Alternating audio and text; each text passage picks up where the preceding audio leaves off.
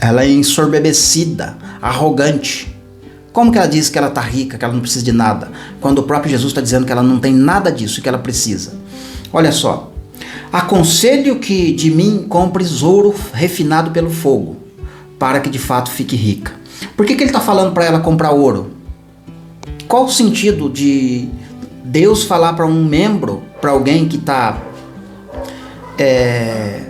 prestes a se tornar eleito, né, no caso, de fazer parte do povo, a comprar ouro? Por que a pessoa tem que comprar ouro? Não podia comprar outra coisa? Comprar azeite, comprar vinho, pão, um cereal, comprar alguma coisa dentro do padrão divino, dentro das escrituras? Vai comprar uma coisa literal, mas que tem uma aplicação espiritual, como Isaías 54, por exemplo. 55, melhor dizendo. Ei, vocês aí que procuram salvação, vocês aí que estão dizendo que são descendentes de Abraão, comprem sem dinheiro, pode vir. Leite, vinho e azeite, pode vir comprar sem dinheiro e sem preço. Mas compre, não deixe de comprar. Então, quando tem uma fala dessa, a gente sabe que está falando de coisas espirituais. Mas aqui Deus está dizendo para ela comprar ouro. Como que vai comprar ouro? Se ela é infeliz, ela é miserável, ela é pobre, ela é cega e nu. Ao anjo da igreja em Laodiceia escreve: estas coisas diz o Amém, a testemunha fiel e verdadeira, o princípio da criação de Deus. Conheço as tuas obras, que nem és frio e nem quente. Quem dera fosse frio ou quente. Assim, porque você é morno, nem é quente e nem frio, estou a ponto de vomitar-te da minha boca. Pois dizes, estou rico, abastado e não preciso de coisa alguma. E nem sabes que tu és infeliz, sim, miserável, pobre, cego e nu.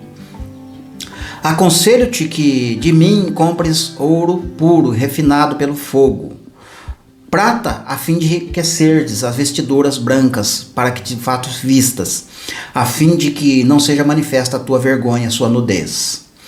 E colírio, para que possa ungir os olhos, a fim de que possa ver. Eu repreendo e disciplino a todos quanto amo. Sê, pois, zeloso e arrepende-te. Eis que estou à porta e bato. Se alguém ouvir a minha voz e abrir a porta, entrarei em sua casa e cearei contigo, e ele comigo. Ao vencedor dar-lhe-ei que se assente comigo no meu trono, assim como também eu venci e me assentei no trono do meu Pai.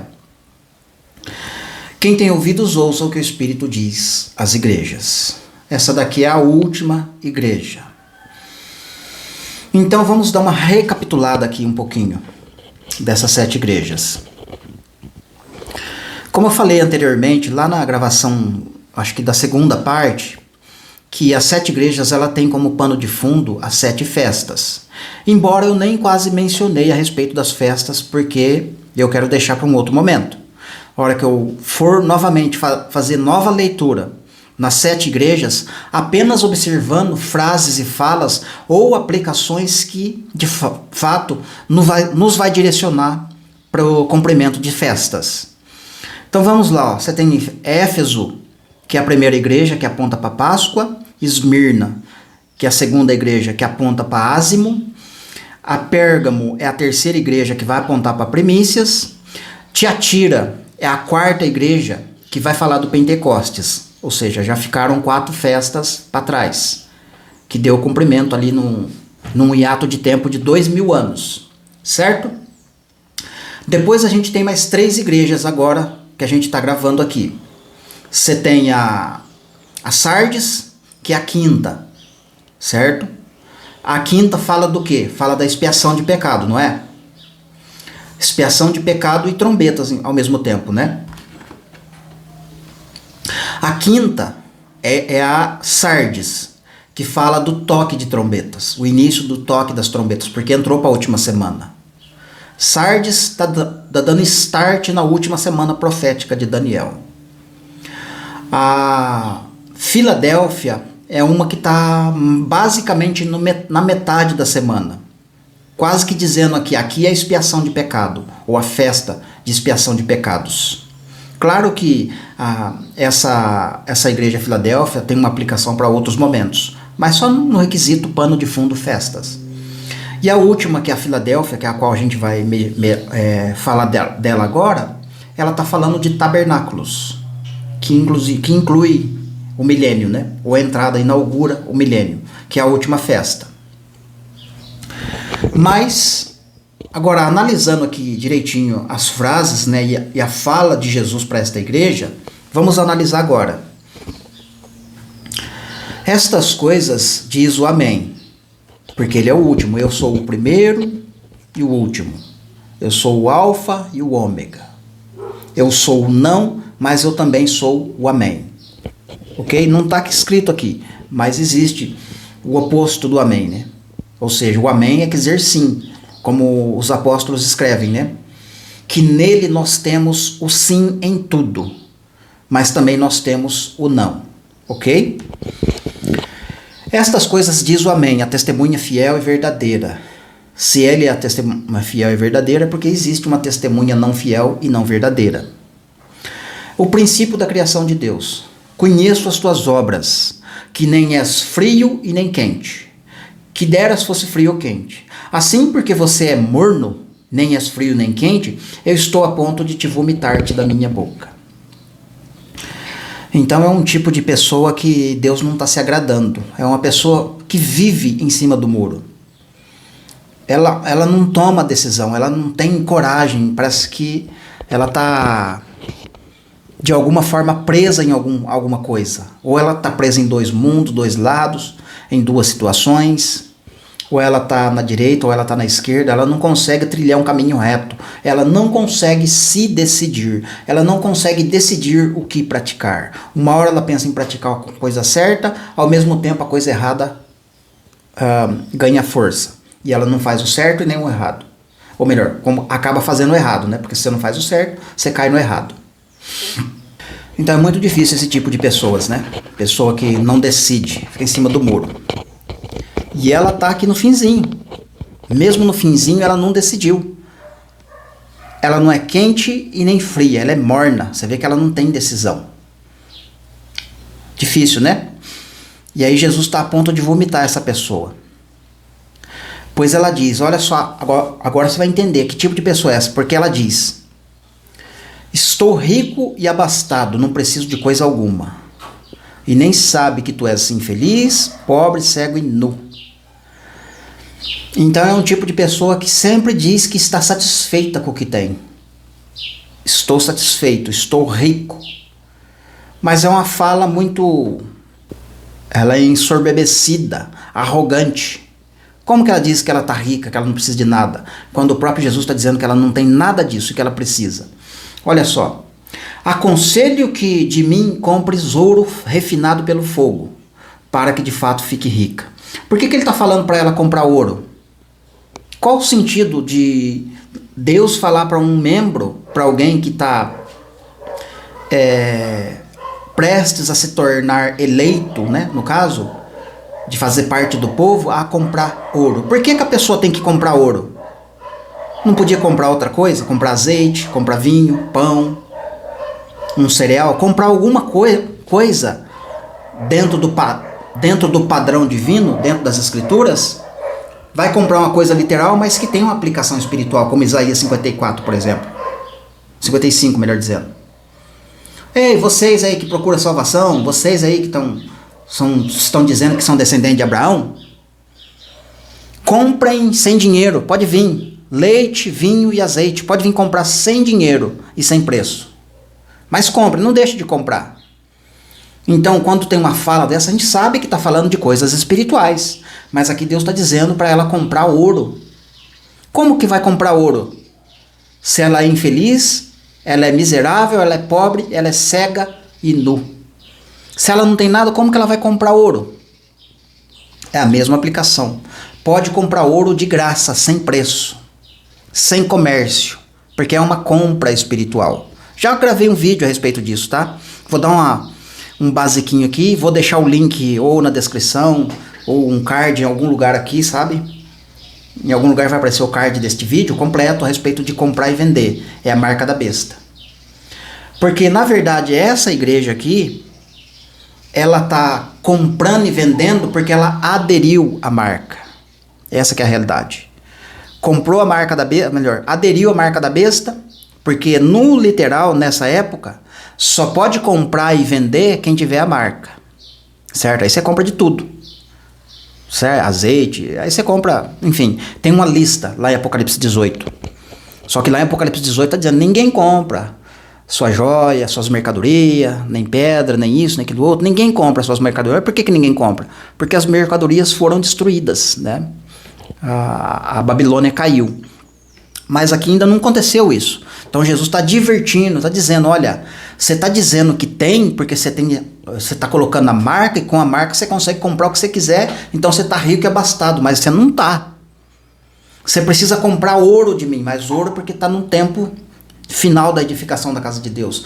E a edificação final da casa de Deus é feita com azeite de ouro. Está lá em Zacarias capítulo 4. Também vou tentar lembrar, gente, me perdoe aí, um link em algum lugar aqui a respeito dessa mensagem, azeite de ouro. Porque é uma mensagem que vai trazer acabamento fino, acabamento espetacular na casa de Deus. Então é azeite de ouro. Não é para comprar mais vinho e azeite das outras eras. Agora é o azeite, o único que está disponível é o azeite de ouro, não tem outro. Essa que é a realidade, por causa do tempo. Azeite de ouro, mas qual mais? Ainda refinado pelo fogo, para que você se torne rico. Vestiduras brancas para se vestir. A vestidura branca fala de justiça, de atitude, Apocalipse 19. Os atos de justiça são um linho finíssimo da igreja. Então ela precisa praticar atos de justiça, essa igreja. A fim de que não seja manifesta a tua vergonha, porque lá nos profetas está escrito que o Senhor Deus vai erguer a saia da grande prostituta e vai mostrar a nudez dela para todo mundo. Na verdade, algumas coisas já estão aparecendo, né? O mundo gospel está cheio de escândalos. Muitas coisas estão aparecendo na mídia. Por quê? Porque Deus está começando a levantar a saia da meretriz. Então a nudez vai começar a ficar exposta. Mas vai aparecer coisa muito pior que isso. Você vê que aí aparecem alguns pastores, né, que tem... quer dizer que é prudente, quer dizer que é um pastor dedicado, sincero, honesto, e que não pode falar mal da noiva da igreja, ficar expondo a noiva, sabe? Chegaram até o ponto de falar que quando você sabe da atitude, né, da mulher do seu esposo, que ela não é uma mulher confiável, que ela é uma mulher que está sempre se envolvendo em escândalos ou coisas do tipo, você tem que ficar quieto, você não pode falar das coisas ruins que aquela mulher tem, o defeito que ela tem. Porque se você fala, todo mundo fica sabendo. Aí você expõe a mulher do fulano. E não pode.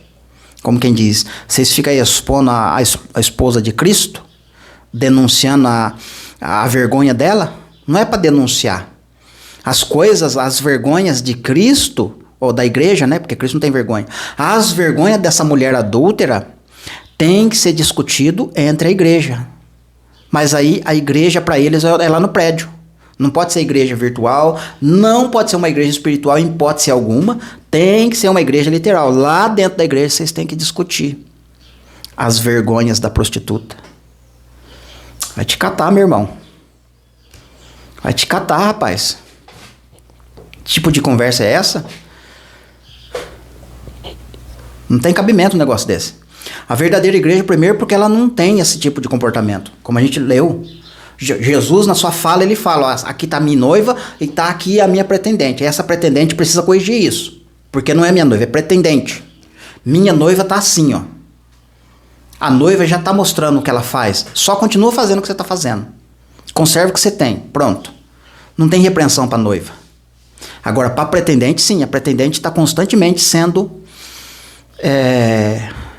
castigada, como ele vai falar no finzinho aqui. Castigada não, repreendida. Aconselho que compre de mim ouro refinado pelo fogo, para que de fato se torne rico. Vestiduras brancas para se vestir, a fim de que não seja manifesta a sua vergonha e a sua nudez. E colírio para que possa ungir os seus olhos, a fim de que você possa ver. Então essa igreja também ela não consegue enxergar, ela não tem visão. A visão dela ou está limitada, ou até mesmo ela está cega, literalmente. Então ela tem uma certa visão micro das coisas, né? Tá vendo só a linha entre quatro paredes. Trata de tudo concernente à coisa eclesiástica, doutrina e povo de Deus dentro de quatro paredes. Ou seja, ela está limitada. Ó, o que tiver dentro dessas quatro paredes, eu vou corrigir. Eu vou tentar praticar, vou tentar cuidar, vou tentar zelar.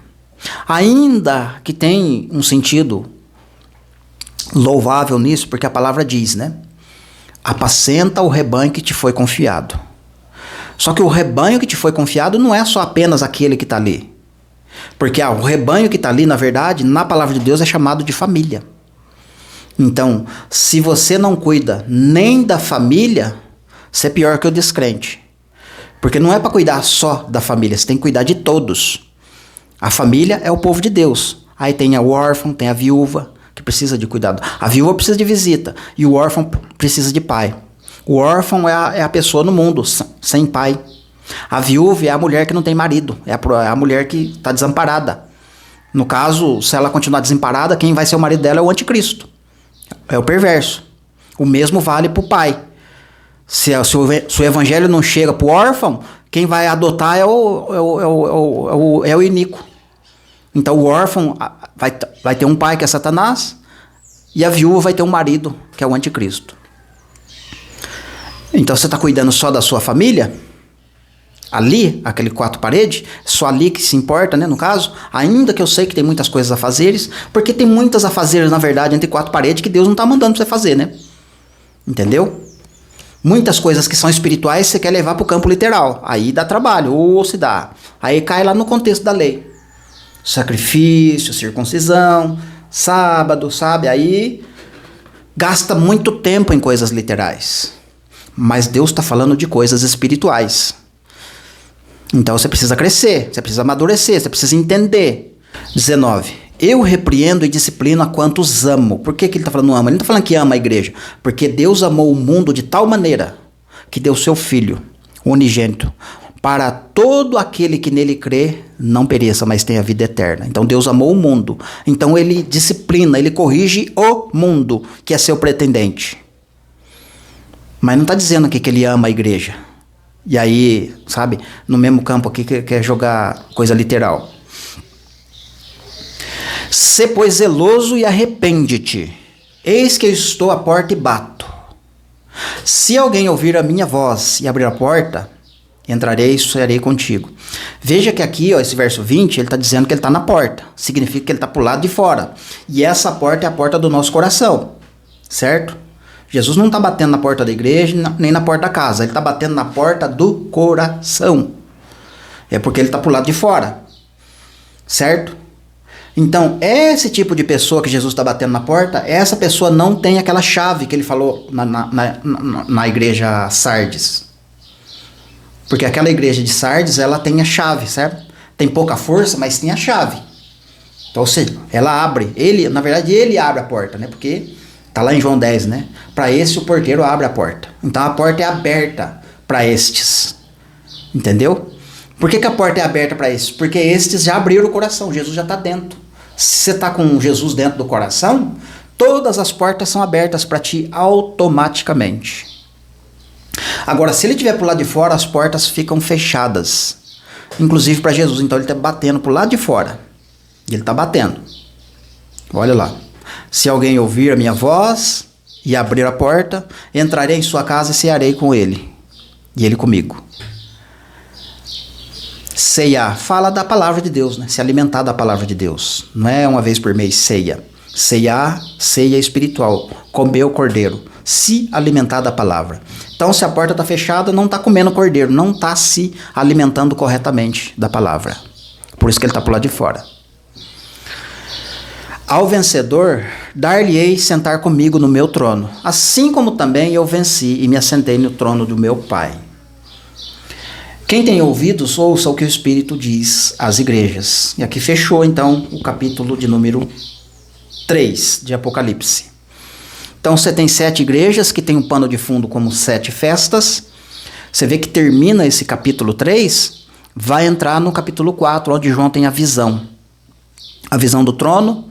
E ele ouve uma voz, suba aqui e lá dentro e tal, ele começa a falar de coisas que acontecem. Então aqui nesse caso, eu concordo sim com a pregação nesse ponto com a pregação dos pré-tribulacionistas.